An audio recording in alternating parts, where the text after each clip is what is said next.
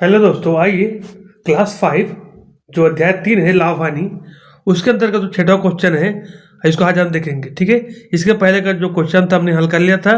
आपने अगर वीडियो नहीं देखा है तो आप जो चैनल में जाकर के उसको देख सकते हैं दोस्तों। ठीक है, आइए आज हम जो छठा नंबर का जो क्वेश्चन है यहाँ पर उसको हम यहाँ पर हल करने का प्रयास करेंगे। प्रश्न में क्या बोला है, भारती ने एक गाय 3,750 रुपये में खरीदी। खरीदी अर्थात क्रय मूल्य है ना, खरीदी अर्थात क्रय मूल्य हो जाएगा।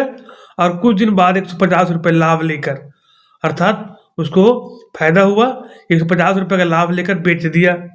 ठीक है ना, तो गाय का विक्रय मूल्य ज्ञात करो। विक्रय मूल्य अर्थात बेचा गया मूल्य। ठीक है, अब इसको अगर देखें हम तो 3,750 रुपये में खरीदी थी और 150 रुपये का लाभ लेना चाहती है। इसका मतलब क्या हुआ, 150 रुपये जो अतिरिक्त देकर के उसको बेचना चाह रही है ना। तो 150 से हम उसको जोड़ देते हैं तो यहाँ पर कितना हो जाएगा दोस्तों, 50 और यहाँ पर 100 हो जाएगा, 38 से 3900। यदि वो जो है 3900 में गाय को बेचेगी तो उसको 150 रुपये की फायदा होगी। ठीक है, ये तो मौखिक बन जाएगा। अगर इसको हम सिस्टमेटिक रूप से बनाएं तो क्या करेंगे, हम यहाँ पर लिखेंगे। ठीक है, सबसे पहले लिखेंगे हल दिया गया है। ठीक है दोस्तों, क्या लिखेंगे यहाँ पर हम, यहाँ पर लिखेंगे हम हल, फिर दिया गया है। क्या दिया दोस्तों, गाय। ठीक है, गाय की क्या यहाँ पर क्रय मूल्य दिया है, क्रय मूल्य अर्थात खरीदा गया मूल्य दिया है। कितने दिए, 3,750 रुपये। और क्या दिया दोस्तों, यहाँ पर दिया है लाभ। लाभ दिया, कितना दिया, 150 रुपये दिया है। और क्या दिया यहाँ पर, हमको बताना है विक्रय मूल्य। विक्रय मूल्य बराबर हमको ज्ञात करना है। ठीक है, अब बताइए क्या दिया, यहाँ पर लाभ दिया है तो हमको सूत्र प्रयोग करना है लाभ का। ठीक है, यहाँ पर लिखेंगे हम लाभ बराबर, क्या होता है लाभ बराबर, विक्रय मूल्य ऋण क्रय मूल्य, ये होता है लाभ बराबर। तो जो जो दिया है उसको सीधा वहां पर रखते जाएंगे। जैसे सबसे पहले यहाँ पर लाभ दिया है तो यहाँ पर लाभ कितना दिया है दोस्तों, 150 रुपये। तो लाभ के लिए लिखेंगे 150 रुपये बराबर का बराबर। और उसका दिया विक्रय मूल्य, अर्थात हमको तो विक्रय अर्थात बेचा गया मूल्य ज्ञात करना है, तो विक्रय मूल्य को विक्रय मूल्य ही रहने दे, है ना।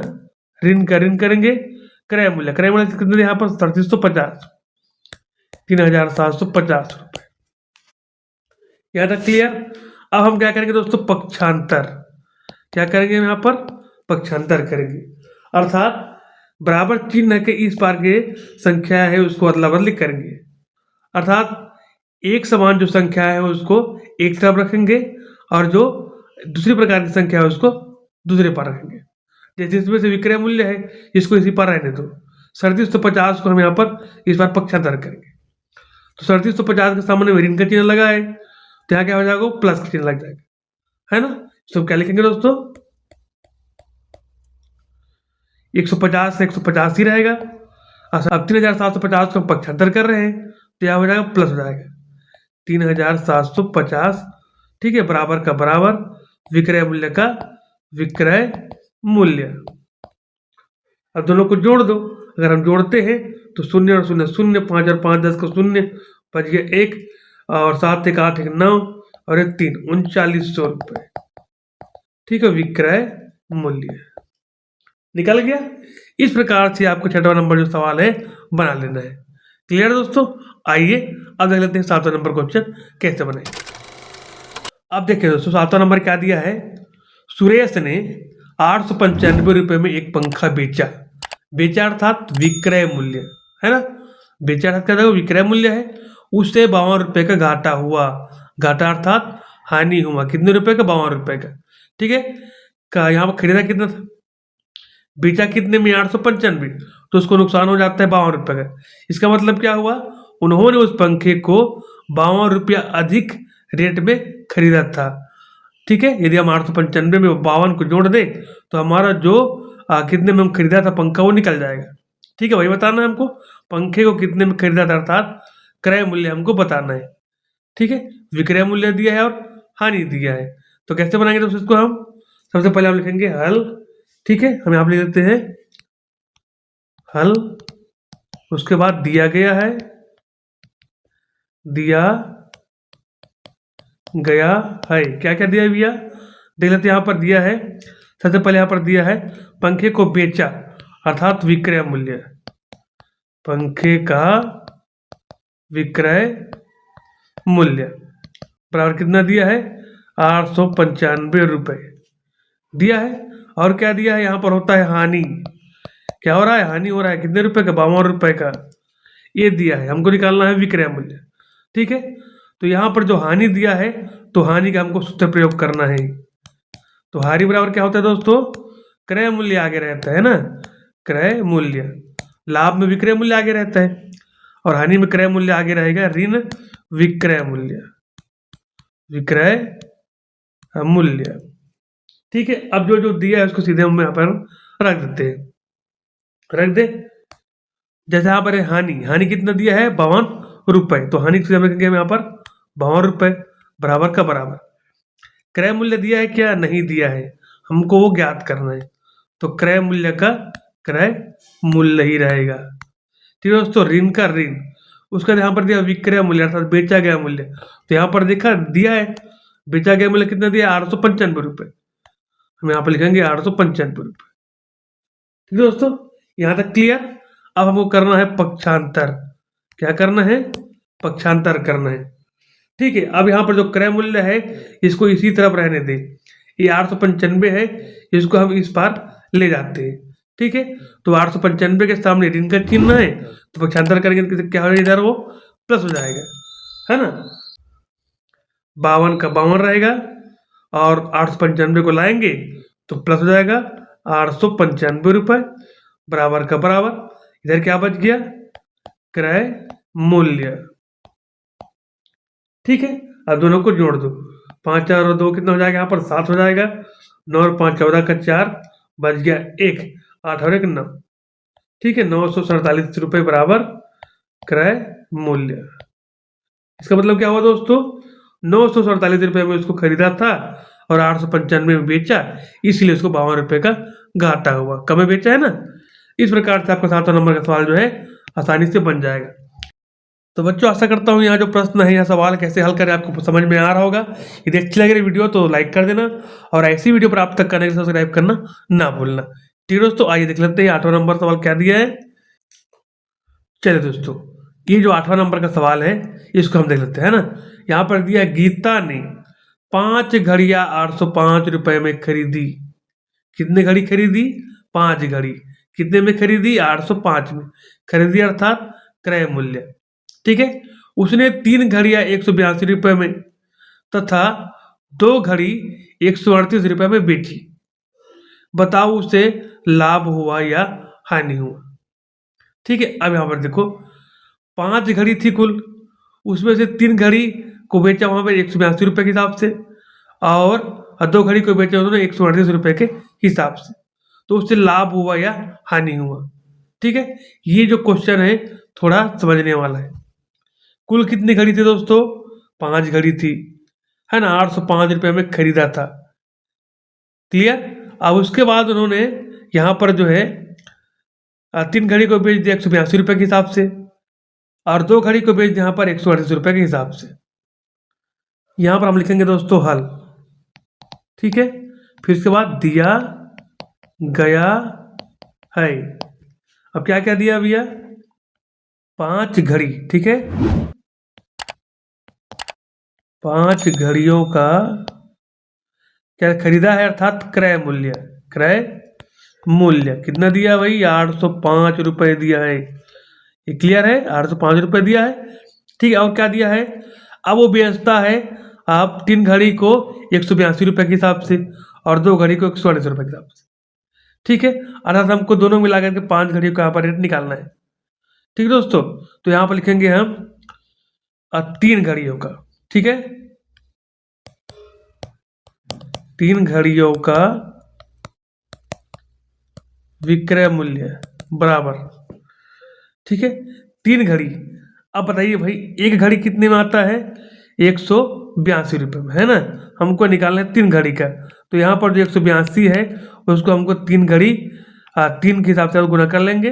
तो 3 दूनी 6, 3 अट्ठे 24 का 4 बच गया 2 और 3 एक कम 3 2 5। कितना हो जाएगा दोस्तों? 546 रुपये। ठीक है, अर्थात 3 घड़ी जो है उन्होंने 546 रुपये में बेचा, है ना। अब उसके बाद दिया है 2 घड़ी का, तो यहाँ पे लिखेंगे 2 घड़ियों का विक्रय मूल्य बराबर। अब 2 घड़ी किस हिसाब से बेचा है दोस्तों? 138। ठीक है, गुना हम 2 कर देंगे, 2 घड़ी है तो 2 अट्ठे 16 का 6 बच गया 1 2 3 6 और 1 7 और 2 एक कम 2 276 रुपये, 276 रुपये। ठीक है, इस प्रकार से आ जाएगा। और क्या दिया है अब यहाँ पर देख लें दोस्तों, ये 3 घड़ी का 2 घड़ी का निकल चुका है। इसको हमको क्या करेंगे, हमको जोड़ देना है, तो निकल जाएगा हमारे पास 5 घड़ियों का। ठीक है, 5 घड़ियों का विक्रय मूल्य बराबर का जोड़ते हैं तो 6 6 12 का 2 बच गया 1 और 7 1 8 4 12 का 2 बच गया 1 5 2 7 और 1 8। ठीक है, इसका मतलब क्या हुआ? 822 रुपये में उन्होंने पूरे घड़ी को बेचा। निकल गया 5 घड़ी का क्रय मूल्य निकल गया और 5 घड़ी का विक्रय मूल्य निकल गया।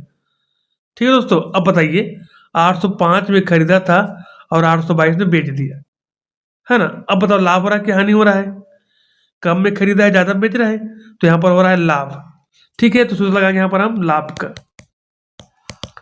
लाभ बराबर क्या होता है? विक्रय मूल्य ऋण क्रय मूल्य। ठीक है दोस्तों, लाभ का लाभ रहने तो हमको निकालना है बराबर का बराबर। यहाँ पर विक्रय मूल्य कितना हो जाएगा दोस्तों? 5 घड़ियों का विक्रय मूल्य यहाँ पर 822 रुपये, ऋण का ऋण क्रय मूल्य कितना दिया है भाई? यहाँ पर दिया है 805 रुपये, है ना। अब घटा दो, अब तो हम 22 में 5 घटाते हो तो यहाँ पर हो जाएगा 17। ठीक है दोस्तों, यहाँ पर लिखेंगे हम 17 रुपये का लाभ हुआ। इस प्रकार से उसको जो है गीता को 17 रुपये का कुल मिला के लाभ हुआ। क्लियर दोस्तों? इस प्रकार से आपको सवाल बनाना है। अब आइए दोस्तों देख लेते हैं 9वां नंबर सवालों को किस प्रकार से दिया है, उसको हल कर लेते हैं। दोस्तों आपने यहाँ तक वीडियो देख लिया, इसका मतलब है आपको जानकारी अच्छी लग रही है, और अच्छी लग रही है तो लाइक करें और ऐसी वीडियो प्राप्त करने के लिए सब्सक्राइब जरूर कर लेना। ठीक है, 9वां नंबर क्या दिया है हम यहाँ पर देख पा रहे हैं भाई। 9वां में दिया है दीपक ने 20 रुपये 25 पैसे की, ठीक है, यहाँ पर दशमलव लगा, अर्थात दशमलव के पहले रुपया, दशमलव के बाद का जो पैसा है, तो 20 रुपये 25 पैसे के प्रति किलोग्राम की दर से, अर्थात 1 किलोग्राम जो है 20 रुपये 25 पैसे की। ठीक है, 5 किलोग्राम शक्कर खरीदी, उसने 3 किलोग्राम जो शक्कर है 20 रुपये प्रति किलोग्राम के हिसाब से बेचा, और 2 किलोग्राम जो है 21 रुपया 30 पैसे के हिसाब से बेच दिया। तो बताओ उसे लाभ हुआ कि हानि हुआ? अब यहाँ पर स्पष्ट रूप से लिख दिया प्रति किलोग्राम। तो यह जो क्वेश्चन है हमने जो 8वां नंबर का जो क्वेश्चन बनाया था सेम उसी प्रकार से बनने वाला है। ठीक है दोस्तों, यहाँ पर 5 किलोग्राम का यहाँ पर एक साथ दिया है। ठीक है, उसके बाद 3 किलोग्राम को अलग रेट से बेचा और 2 किलोग्राम को अलग रेट में बेचा।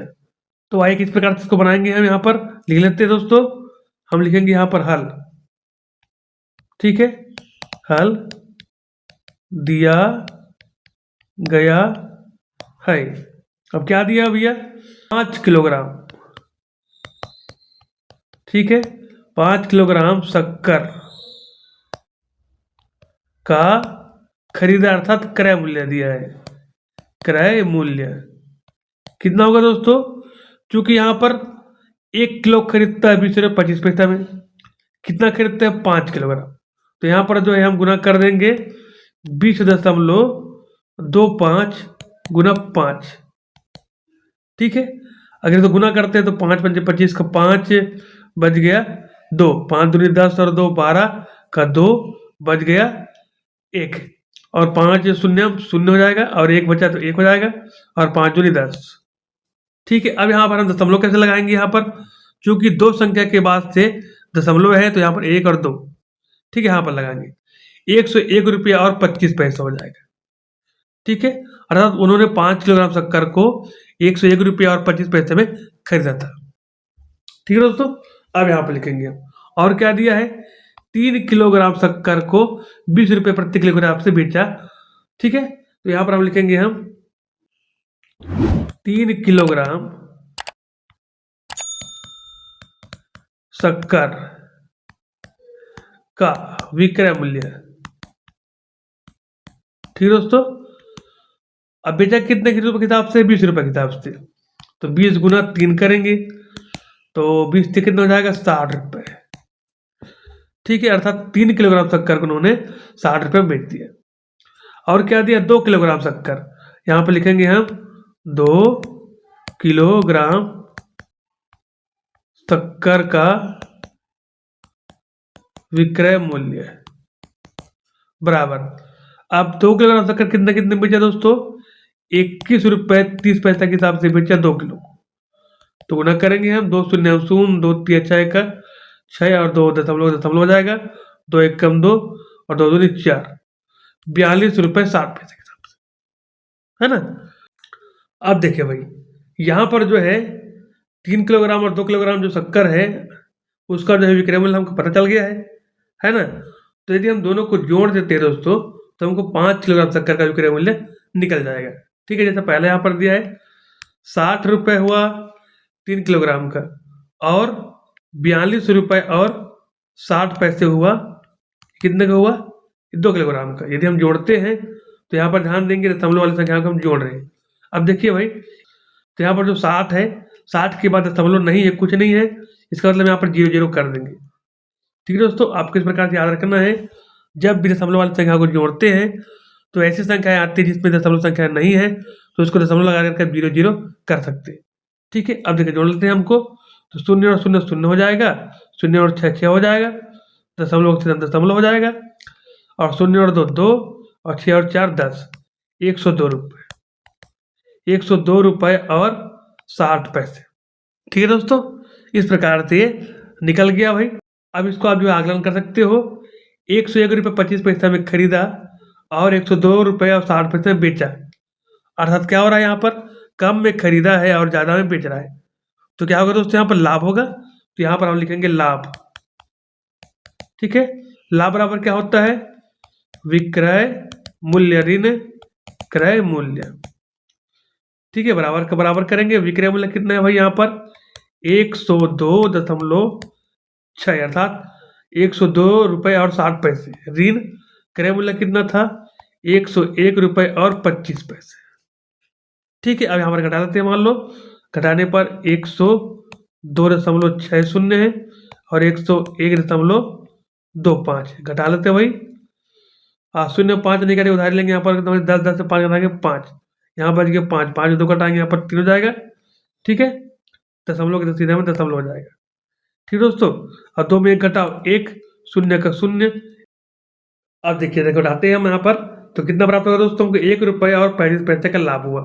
ठीक है, यहाँ पर लिखेंगे हम 1 रुपये और 35 पैसे का लाभ हुआ। ठीक है, इस प्रकार से आपको इस सवाल को बना लेना है। ठीक है दोस्तों, आइए देख लेते 10वां नंबर किस प्रकार से है। अब यहाँ पर दोस्तों जो 10वां नंबर का सवाल है इसको देख लेते हैं। क्या बोला है इसमें? एक दुकानदार ने एक बोरी चावल 1250 रुपये में खरीदा। ठीक है, अर्थात उन्होंने जो खरीदा अर्थात वो क्रय मूल्य हो जाएगा। कितने में खरीदा था भाई? 1250 रुपये, तथा 75 रुपये लाभ प्राप्त कर बेच दिए। तो यह जो सवाल है हमने जो पहला नंबर दूसरा नंबर बनाया था उसी प्रकार से बिल्कुल ही आसान है ना। 1250 रुपये खरीदा था और 75 रुपये के लाभ लेकर बेचना चाहता है, अर्थात 1250 से अधिक में बेचेगा। तो दोनों को जोड़ देंगे तो हमारा जो विक्रय मूल्य है अर्थात बेचा गया मूल्य निकल जाएगा। ठीक है, चलो बना कर देख लेते हैं इसको भाई। कैसे बनाएंगे इसको? हम यहाँ पर लिखेंगे हम हल। ठीक है दोस्तों, फिर दिया गया है। क्या दिया है भाई? चावल का खरीदा अर्थात हो जाएगा क्रय मूल्य। ठीक है, क्रय मूल्य कितना है? 1250 रुपये। अब वो 75 रुपये का लाभ लेना चाहता है, लाभ बराबर 75 रुपये। ठीक है, अब बताओ दोस्तों यहाँ पर हम सूत्र किसका लगाएंगे? हानि का कि लाभ का? किसका लगाएंगे? लाभ का। मैंने बताया था जो यहाँ पर प्रश्न में दिया रहेगा वही सूत्र आपको प्रयोग करना है। यहाँ पर लाभ हो रहा है तो हम यहाँ पर लगाएंगे लाभ का। लाभ बराबर क्या होता है? विक्रय मूल्य ऋण क्रय मूल्य। ठीक है, अब जो जो दिया है उसको रख जाते हैं। जैसे लाभ दिया है, कितना दिया है? 75 रुपये। तो लाभ के सीधा 75 लिखेंगे बराबर के बराबर विक्रय मूल्य। विक्रय मूल्य अर्थात बेचा गया मूल्य हमको ज्ञात करना है, तो उसको हम विक्रय मूल्य को विक्रय मूल्य रख देते हैं। ऋण का ऋण, क्रय मूल्य। क्रय मूल्य कितना दिया भाई? यहाँ पर दिया है 1250 रुपये। ठीक है, अब क्या करेंगे दोस्तों? हम ये जो 1250 है इसको बराबर के चिन्ह किस प्रकार से हम पक्षांतर करेंगे, तो इसके सामने जो ऋण है उधर क्या हो जाएगा? वो प्लस हो जाएगा, है ना। कर लेते हैं भाई यहाँ पर। अब देखो यहाँ पर पहला क्या है? 75 रुपये लिखा है, 75 का 75 रहेगा। 1250 को इधर लाएंगे तो प्लस हो जाएगा 1250 बराबर का बराबर। अब इधर क्या बच गया भाई? मात्र बच गया विक्रय मूल्य। ठीक है, दोनों को जोड़ देते हैं आप। 5 और 0 5 और 5 7 और 5 12 का 2 बच गया 1। ठीक है, अब 2 और 1 3 हो जाएगा यहाँ पर, और यहाँ पर 1 1325 रुपये। ठीक है, 1325 रुपये हो जाएगा ये विक्रय मूल्य। ठीक है दोस्तों, अब हम लिख सकते हैं अब अतः। ठीक है, चावल का, ये लिखा देखो, इसी को आपको अतः बनाना है। अतः चावल का विक्रय मूल्य 1325 रुपये होगा। ठीक है, इस प्रकार से आपको जो है सवाल को बना लेना है। ठीक है दोस्तों, आशा करना जानकारी आपको अच्छी लगी हुई। अच्छी लगे तो लाइक करें, सब्सक्राइब करें और अपने दोस्तों के पास शेयर करना ना भूलें।